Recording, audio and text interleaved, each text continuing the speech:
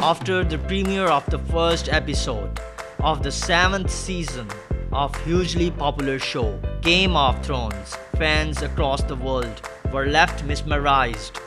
Be it Arya's vengeance, Cersei's tragedy, Daenerys' homecoming, Samwell's discovery, or many other leads in the story. There was a lot to take in, and hence cherish it for a week until the next episode comes. The makers of the show definitely know how to stir up excitement levels of the fans.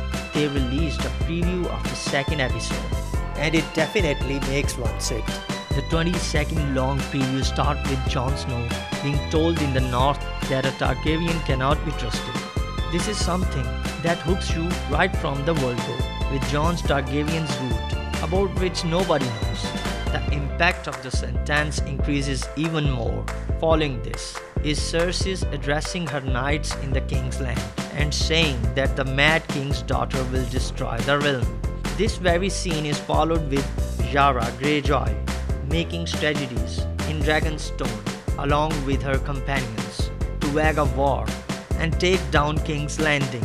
All this followed by rapid shots of Arya coming face to face with a wolf.